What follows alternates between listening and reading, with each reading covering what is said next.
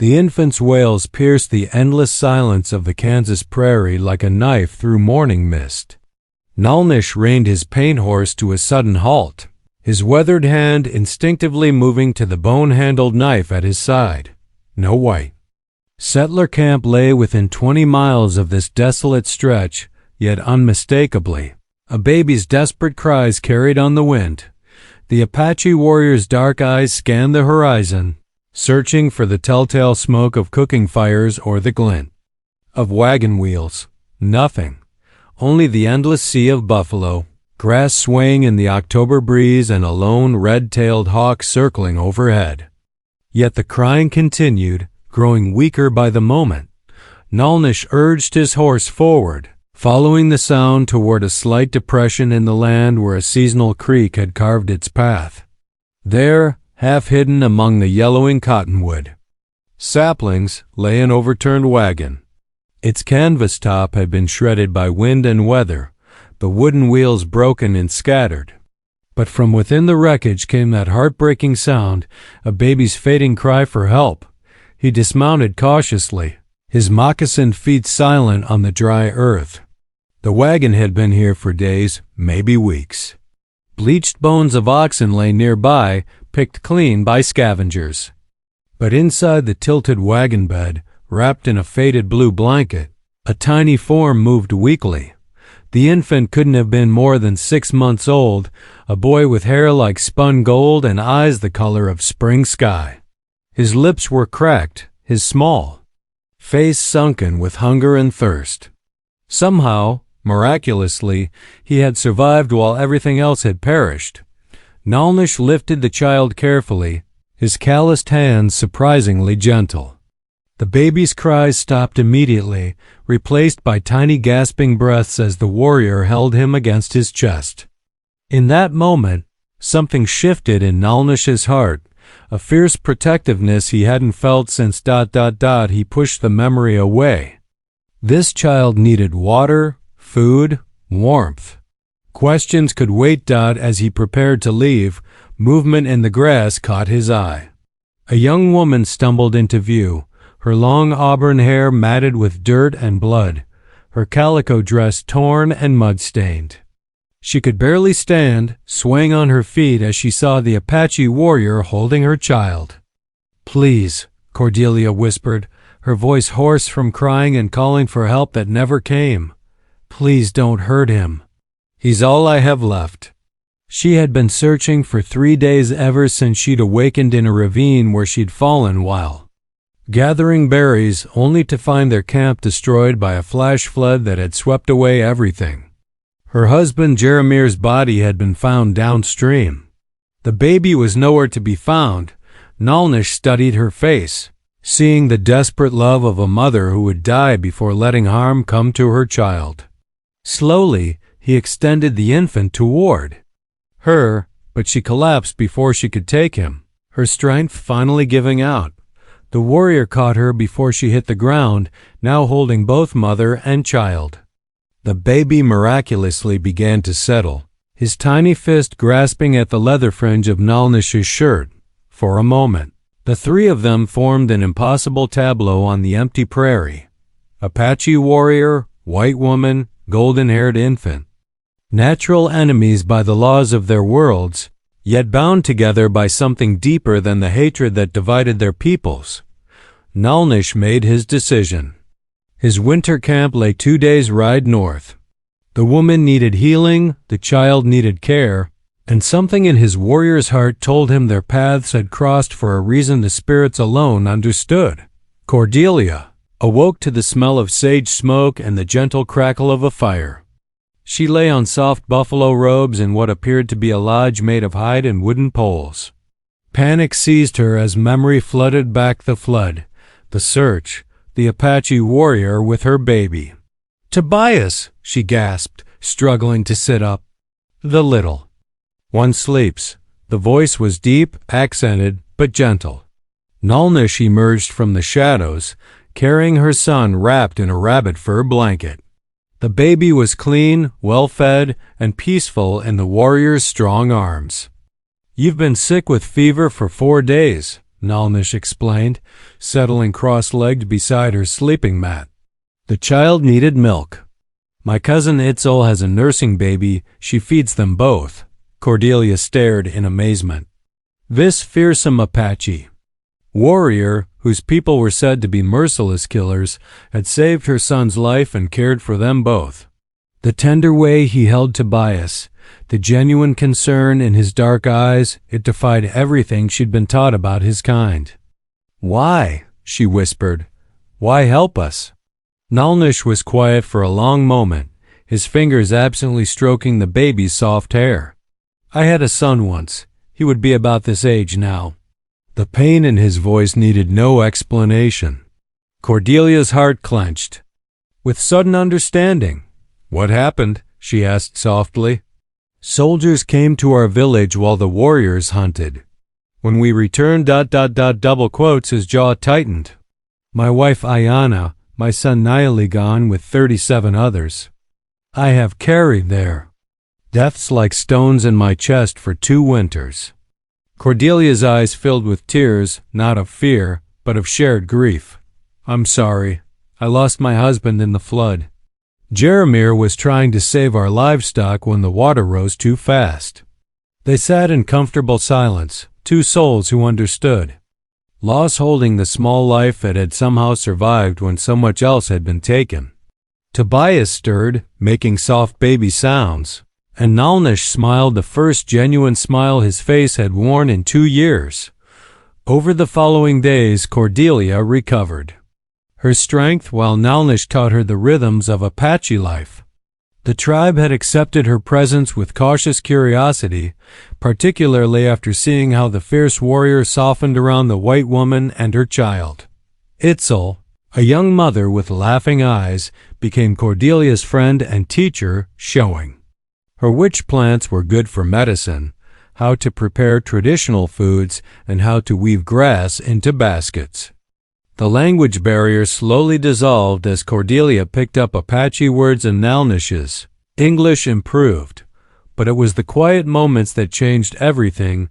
When Nalnish would return from hunting to find Cordelia teaching Tobias to clap his hands, or when she would wake to see the warrior singing soft Apache lullabies to her son in the firelight.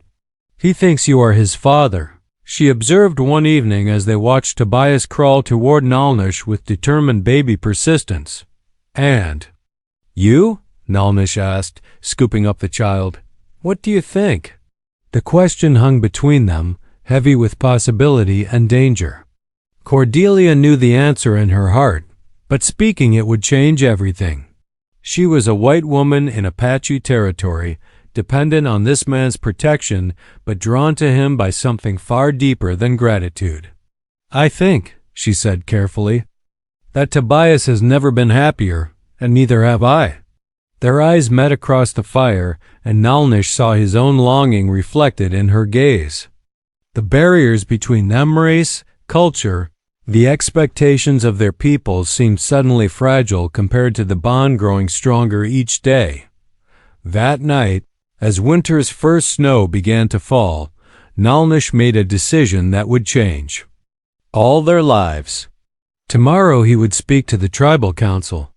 What he proposed would either secure their future together or destroy any chance of happiness they might have found.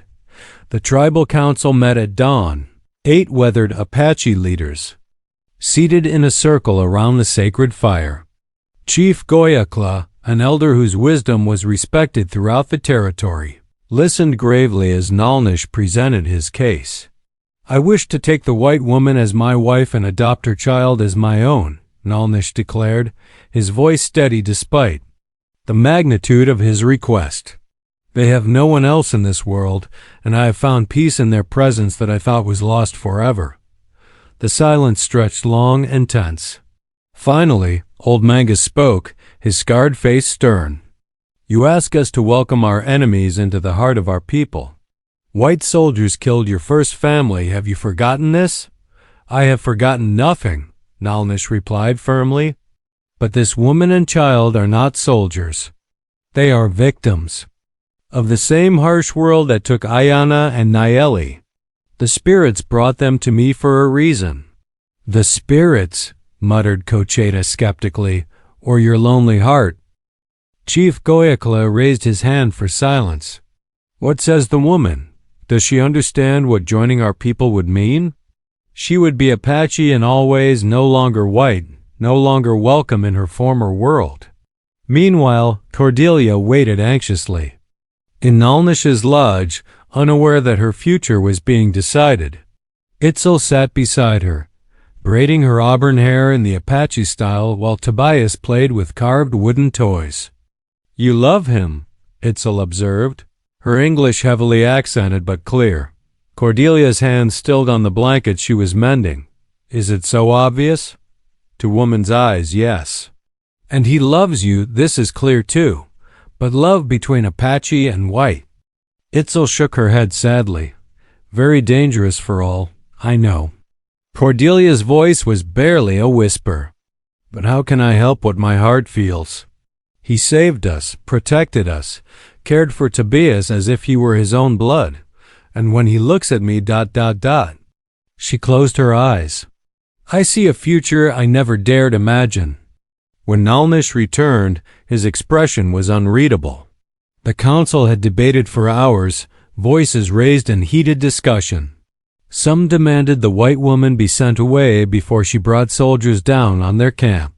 Others argued that Nalnish had earned the right to choose his own path after losing everything to white man's violence. What did they decide? Cordelia asked, her heart pounding. Nalnish knelt before her, taking her hands in his. "They will accept you if you prove your commitment. You must undergo the women's trials, learn our ways completely, show that you can be Apache in your heart as well as your actions. It will not be easy. And if I fail? Then you and Tobias will be escorted safely to the nearest settlement with supplies and protection." His dark eyes searched hers. "But Cordelia, understand, if you succeed, there is no turning back. You would be my wife, Apache to your bones, enemy to your former people. Soldiers might shoot you on sight." Cordelia looked down at Tobias, who was reaching for Nalnish with chubby arms and a delighted giggle. The warrior swept the child up, pressing a gentle kiss to his golden head, and her decision crystallized. "When do the trials begin?" she asked. The ceremony started at sunset. Cordelia was led to a special lodge where the tribal women waited, some welcoming, others clearly skeptical. For 3 days and nights, she would be tested in every aspect of Apache womanhood: tracking, plant knowledge, hide tanning, food preparation, weaving, and most importantly, understanding the spiritual beliefs that bound the tribe together. As the women painted sacred symbols on her face with red clay and white ash, Cordelia felt herself crossing an invisible threshold. Behind her lay Cordelia Walsh, frontier wife and mother. Ahead lay something new, a woman who belonged neither to the white world nor fully to the Apache, but to something created in the space between. That night, as she began the first trial, finding her way back to camp using only the stars and natural landmarks, she whispered a prayer to whatever gods were listening. She was no longer just fighting for love, but for the right to create a family that existed outside the hatred dividing their peoples. In his own lodge, Nalnish held Tobias close, singing the same lullabies he had once sung to Naili, the babies. Trusting weight in his arms felt like a gift from the spirits, a chance to be a father again, to build something beautiful from the ashes of loss. The first trial nearly broke her. Cordelia stumbled through the pre-dawn darkness, using constellations Itzel had taught her to navigate back to camp. Her feet were bloody from thorns, her dress torn by mesquite bushes, but she persevered. When she finally collapsed at the council fire just as the sun crested the horizon, even her harshest critics nodded approval. The second day brought tests of practical skills. Cordelia's soft hands, accustomed to needlework and bread making, struggled with the coarse buffalo hide as she attempted to tan leather using traditional methods. The acrid smell of brain tanning solution made her gag, but she pushed through, determined to master each technique. "Your stitches are crooked," observed Nasba, an elderly woman whose approval would be crucial. "An Apache woman's work must be perfect. Our lives depend on strong moccasins, waterproof shelters." Cordelia bit back tears of frustration and began again. By the third attempt, her stitches were straighter, her technique improving. Nasba grunted acknowledgement, not praise, but recognition of effort. The spiritual trials were hardest of all. Cordelia sat in the sweat lodge, steam rising from heated stones while the women chanted in Apache. She was supposed to receive visions to prove the spirits accepted her. But as sweat poured down her face and her lungs struggled with the superheated air, she felt only dizzy and afraid. "I see nothing," she whispered to Itzel in despair. "Then listen instead," her friend advised. "Spirits speak in many ways." As Cordelia quieted her racing thoughts and focused on the rhythmic chanting, something shifted. The women's voices seemed to blend with sounds from her memory, Tobias's laughter, Nalnish's gentle words, even the sound of wind across the prairie where they had first met. She began to understand that the vision wasn't something separate from her life, but woven through every moment that had brought her to this place. Meanwhile, Nalnish faced his own trials. Several warriors questioned his judgment, suggesting his loneliness had clouded his thinking. During a hunting expedition, Joaquin, a young warrior with ambitions of leadership, confronted him directly. "You risk everything for a white woman's embrace," Joaquin sneered. "When soldiers come seeking her, will her love stop their bullets? When did you become so wise about love, young warrior?" Nalnish replied calmly, but his hand rested on his knife hilt. "Wise enough to know that mixing Apache and white blood brings only death. Look at what happened to your first family." Nalnish moved faster than thought, pinning Joaquin against a tree trunk with his forearm across the younger man's throat. "Speak of my wife and son again, and I'll cut out your tongue," he growled. But Joaquin's words planted seeds of doubt. That night, as Nalnish watched Cordelia struggle through her trials, he wondered if he was being selfish. Was he putting his need for family above the safety of his people? The final trial came on the fourth day. Cordelia was led blindfolded to a clearing where she was told to find her way to a sacred spring using only spiritual guidance. No landmarks, no stars, just faith and intuition. She sat in the center of the clearing as the sun climbed higher, feeling foolish and lost.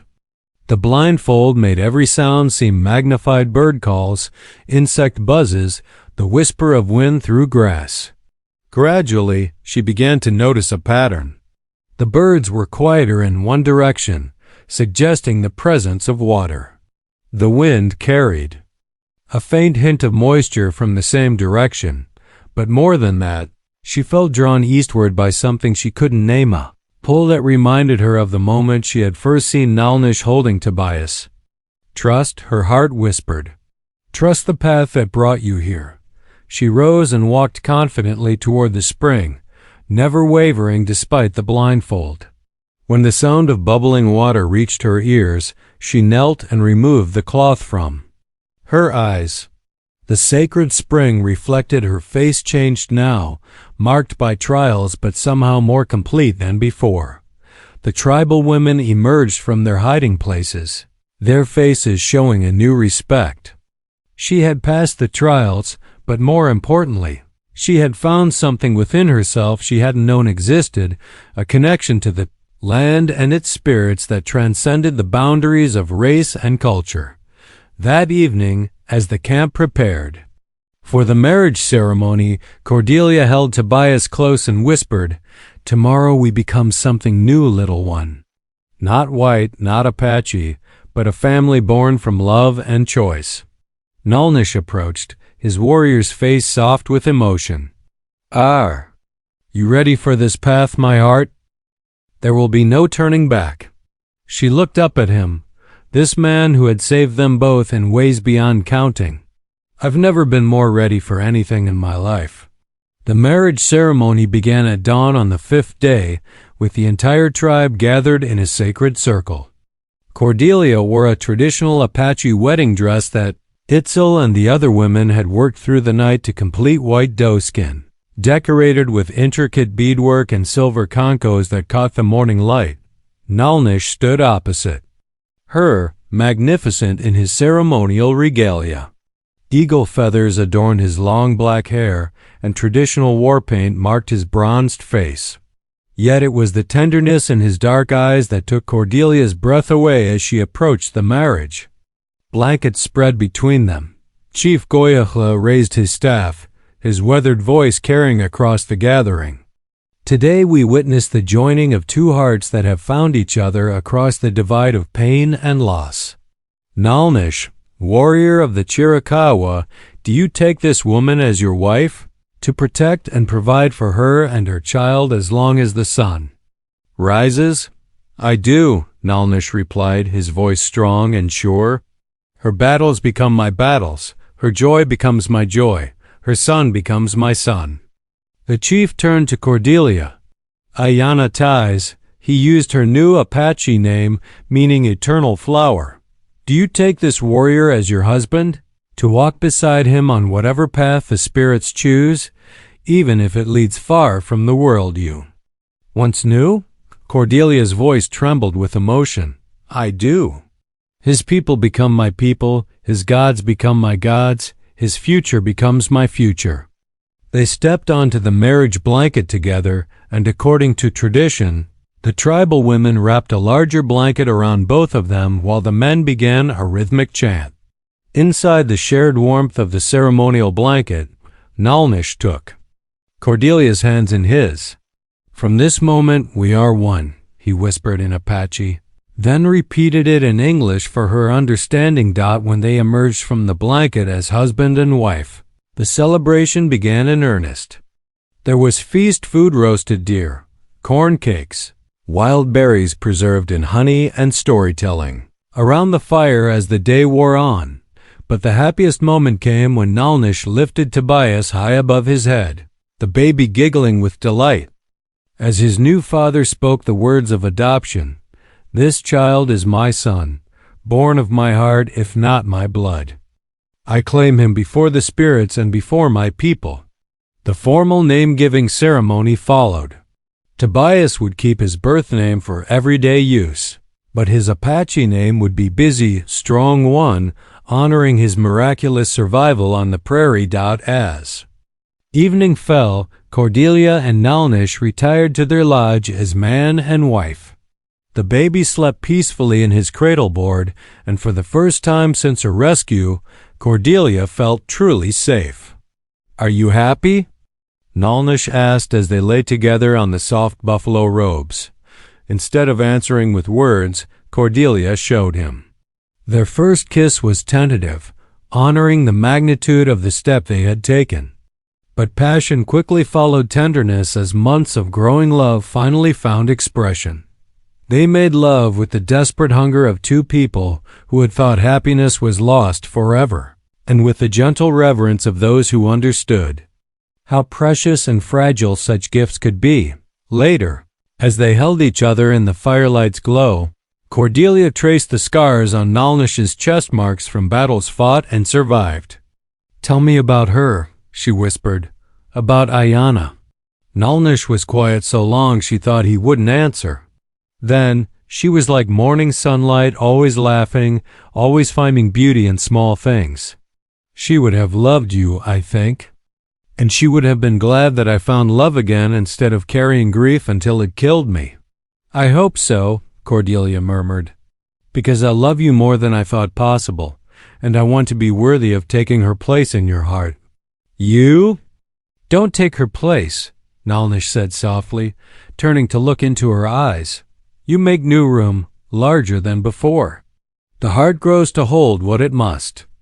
Their honeymoon period was brief but perfect: long rides across the prairie with Tobias secure in his cradleboard, quiet evenings learning each other's stories, passionate nights discovering the depths of their connection. But reality intruded.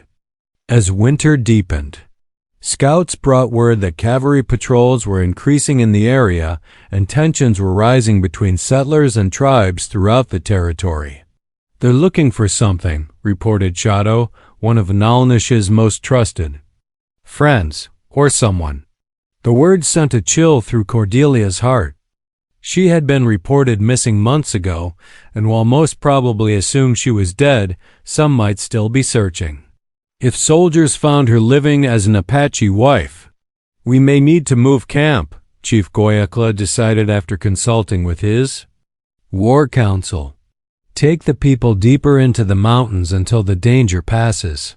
That night, as Cordelia nursed Tobias by the fire, she felt the weight of responsibility settling on her shoulders. Her presence had brought not just love and joy to this camp, but also the potential for deadly conflict. "Whatever happens," Nalnish said, seeming to read her thoughts, "we face it together. That's what marriage means, no burden carried alone." She looked up at him, this strong man who had become her anchor in a world turned upside down. "Together," she agreed, and meant it with every fiber of her being. Winter's grip tightened on the land as troubling news reached the camp with increasing frequency. A patrol of Buffalo soldiers had been asking questions at trading posts about a missing white woman and child. The description matched Cordelia and Tobias perfectly.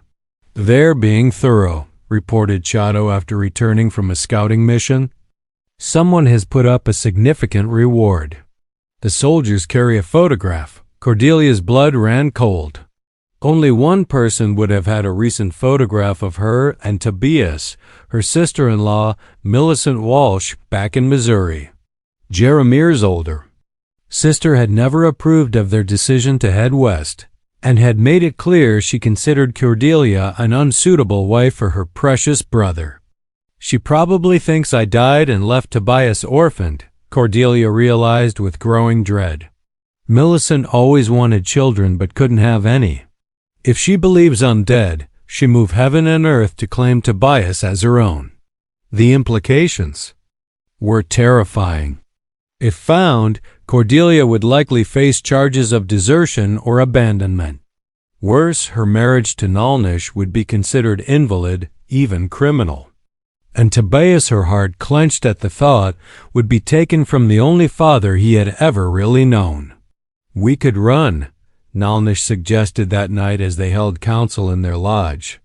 "Take Tobias and travel deeper into Apache territory, beyond the reach of white law, and live our whole lives looking over our shoulders?" Cordelia shook her head. What kind of life would that be for him? Always hiding, always afraid?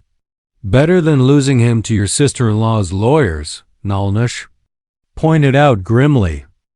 The debate continued for days as the patrol grew closer. Some tribe members urged immediate flight, while others advocated for making a stand.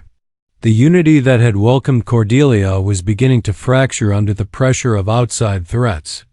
Crisis came to a head when young Joaquin, still resentful of Nalnish's marriage, approached the war council with a shocking proposal. "Turn over the white woman and child," he urged. "Let her face whatever justice her people demand. Why should Apache blood be spilled for the sake of our enemy's family problems?" The suggestion sparked fierce debate. Several warriors agreed with Joaquin's logic, while others remained loyal to Nalnish. The camp divided into factions, and for the first time since her arrival, Cordelia felt the hostile stares of people who had begun to accept her. "Maybe Joaquin is right," she said quietly to Nalnish that night. "Maybe I should surrender myself." And tried to explain, "No." His voice was granite hard. "You are my wife. Tobias is my son. We don't abandon family to appease enemies." But Cordelia could see the strain wearing on him. The man she had married was being forced to choose between the woman he loved and the people who had raised him. The weight of that choice was aging.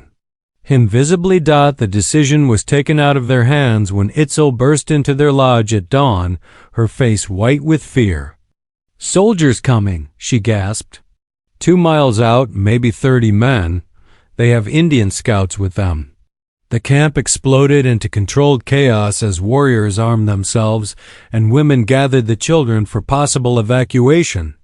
Cordelia clutched Tobias to her chest, her mind racing through desperate options. "There's something else," Titzel continued, her voice barely above a whisper. "One of the scouts, I recognize him. It's my cousin Delche. He works for the army now." The betrayal. Cut deep. Delche would know exactly where to look, exactly how to track them. There would be no escape through familiar terrain, no hiding in places only Apache eyes could find. "Chief." Goyekla appeared at their lodge entrance, his weathered face grim. "Nalnish, they ask for you by name. They know about your white wife." The words hung in the air like a death sentence. Someone had talked, whether from treachery or necessity, they might never know. But the result was the same. Their sanctuary had become a trap. "I'll meet with them," Nalnish decided, reaching for his rifle. "Tried to negotiate safe passage for my family." "No," Cordelia said firmly, standing with Tobias still in her arms. "If they want me, I'll face them myself. I won't have Apache blood on my hands." Their eyes met across the lodge, two people who had found everything they wanted only to have it threatened by forces beyond their control. In that moment, they both understood that their love story might be approaching its tragic end. But Nalnish had one more card to play, a desperate gamble. That might save them all or destroy everything they had built together. "Trust me," he said, kissing her forehead as he took Tobias from her arms. "And be ready to run when I give the signal." As he strode from the lodge to face whatever fate awaited them, Cordelia whispered a prayer to both her Christian God and the Apache spirits. Let love find a way to triumph over the hatred that divided their worlds. Nalnish walked alone toward the line of mounted cavalry, his hands deliberately visible and empty of weapons. Behind him, the Apache camp watched in tense silence as their warrior faced down 30 armed soldiers and 3 Indian scouts. Lieutenant Morrison, a young officer with nervous eyes, spurred his horse forward. "You Nalnish? We hear you got yourself a white woman and her kid." "I have a wife and son," Nalnish replied evenly. "What business is that of yours?" "That woman's wanted for questioning. Abandoning her child, possibly murdered her husband. Hefty reward for her return." From the shadows of the camp, Cordelia listened with growing horror. Millicent's lies had reached the territorial government, painting her as a criminal to justify seizing Tobias. "My wife has committed no crime," Nalnish stated. "She was widowed by a flash flood, nearly died herself saving her child. I found them dying on the prairie and nursed them back to health." "That's not how we heard it." Morrison's hand rested on his service pistol. "Stand aside, Apache. This is white folks' business." "No," Nalnish said simply. "It is family business, and you are not welcome here." The tension ratcheted higher as soldiers raised their rifles. One wrong word, one sudden movement, and blood would flow on both sides. But Nalnish had been counting on exactly this confrontation. "Before you start shooting," he called out loudly, "enough for all to hear, you might want to know that 3 companies of Apache warriors are watching from the ridges around us. You rode into a trap, Lieutenant." Morrison's eyes darted nervously to the surrounding hills. In the morning shadows, he could indeed make out the silhouettes of mounted warriors positioned strategically above them. What he couldn't know was that these were mostly old men and young boys, the fighting men having been sent away to avoid exactly this kind of bloodbath. "You're bluffing," Morrison said, but his voice lacked confidence. "Am I?" Nalnish smiled grimly. "Care to test that theory? With 30 men against 200? It was the bluff of his lifetime, and everything depended on selling it completely." Behind him, Chief Goyekla began a low war chant, soon taken up by other voices. The sound echoed off the canyon walls, making their small band sound like an army. But the real surprise came when Delche, the Apache scout working for the soldiers, suddenly rode forward and positioned his horse between the troops and Nalnish. "Lieutenant," Delche said in heavily accented English, "I think maybe we go now. This is not good place for fighting." "What the hell, Delche? You're the one who led us here." "Yes, and now I lead you away, before we all die." Morrison looked around. At his nervous troops, at the threatening shadows on the ridges, at the growing volume of war chants from the camp. His career ambitions warred with his survival instincts. "This isn't over," he declared, but he was already turning his horse. "We'll be back with more men." "You do that," Nalnish replied. "We'll be waiting." As the patrol retreated, Delche lingered. For a moment. In rapid Apache, he spoke to Nalnish. "Cousin, take your family and go. There are other patrols coming, and next time they will bring cannons. My loyalty has limits." When the dust settled and the soldiers were truly gone, Cordelia emerged from hiding with Tobias in her arms. The baby was remarkably calm, as if he understood the gravity of what had just transpired. "How?" she asked Nalnish. "How did you know they would back down?" "White soldiers are brave enough when fighting women and children," he replied. "But faced with a real battle against Apache warriors, they prefer easier prey." Chief Goyahla approached, his lined face showing new respect for Nalnish's quick thinking. "You bought us time, but not much. They will return in greater numbers. Then we leave," Nalnish decided. "Tonight, under cover of darkness. There are places deep in the mountains where no cavalry patrol will follow." But Cordelia shook her head. "No more running. No more hiding.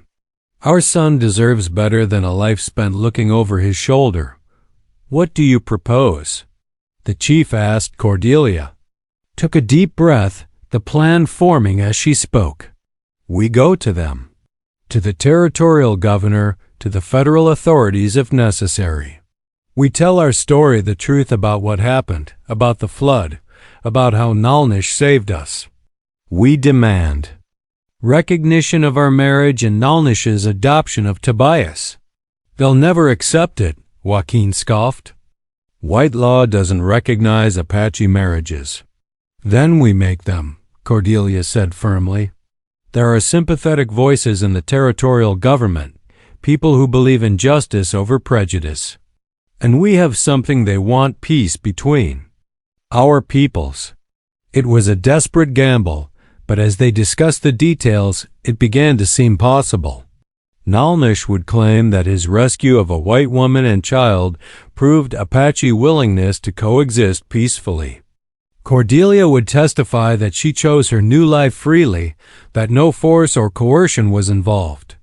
The plan required splitting up temporarily. Cordelia and Tobias would travel under military escort to the territorial capital, while Nalnish would follow at a distance with a small group of witnesses.